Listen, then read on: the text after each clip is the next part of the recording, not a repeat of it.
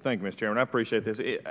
What is amazing about this discussion, and I have been in Washington now all of probably 8 weeks, as I was told, though, however, on January the 3rd, I became part of the problem. So what I will fight back on, though, is the fact that I believe that we're all in this. And I think, Mr. Mayor, you made the comment just a minute ago why this is important. It says you're paying for it.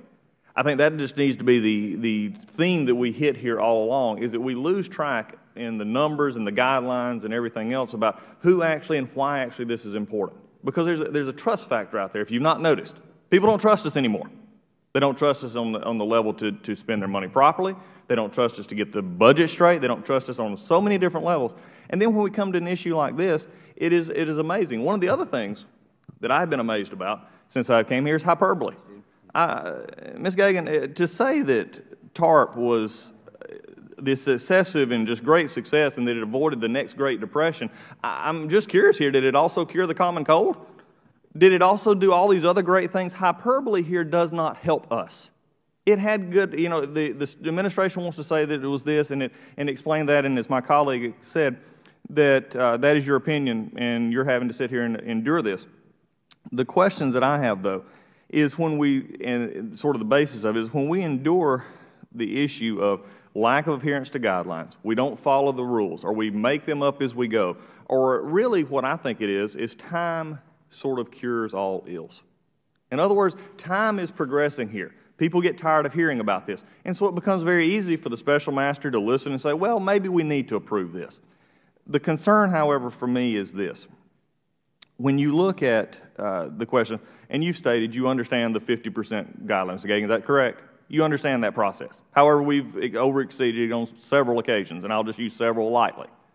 Congressman Collins, I'd like to clarify, we satisfy the guidelines as we've applied them to AIG, GM, and Ally Financial. We apply the same benchmark we've always applied to those three companies. But you over 50% on the 50% rule, 63% of the time in 2012, you approved overage.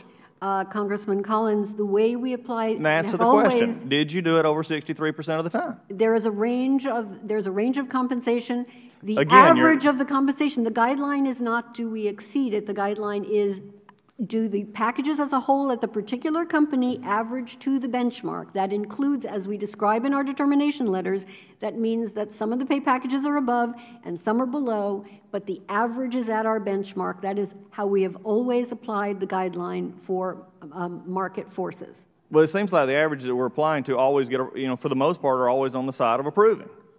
I mean, we're continuing this process. And again, one of the things that was brought up as we talked about it from a perspective of this being, you know, I would say the taxpayer funding this, is that we still have significant, the government is still on significant hook, especially at GM and Ally, in a rate that we're not going to get paid back, that at the stock prices and others, that we're in for this. And I think what actually happens here is time progresses. And this is my concern. And it's been talked about here many times, of the fact that the guidelines and the adherence to those guidelines. You made an interesting comment. I'll just have to ask, I'm not sure. You mentioned pay decreases. How many of you approved pay decreases? This was in your own testimony just a few minutes ago.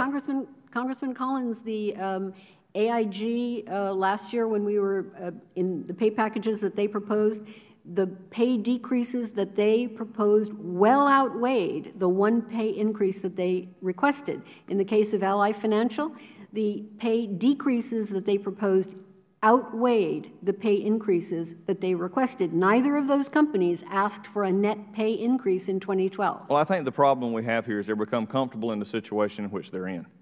They become comfortable where they are at. There is no incentive for them to get out of this and to you know, find a way to pay this back or to get back, because they become very comfortable. They can understand, well, if we do a little decrease here, get a little increase here, it begins to weigh out, and nobody's paying attention. Mr. Mayor, I have a question for you in the short time left. Who will safeguard the taxpayers' money tied up in TARP if it's not the special master? That's the question. I'll try. I'll do my best. Our entire office of SIGTARP will do our best, but we're not the ones making the decisions. Because right now it looks like there's one, and is your own comment just a minute ago, the company's in the ear, the company's making the progress, and that in the end, we're sort of left on the hook with what the special master in this, quote, confusion of rules and guidelines. I think the problem we have here, Mr. Chairman, and I know we're coming to an end, but this is the problem I have.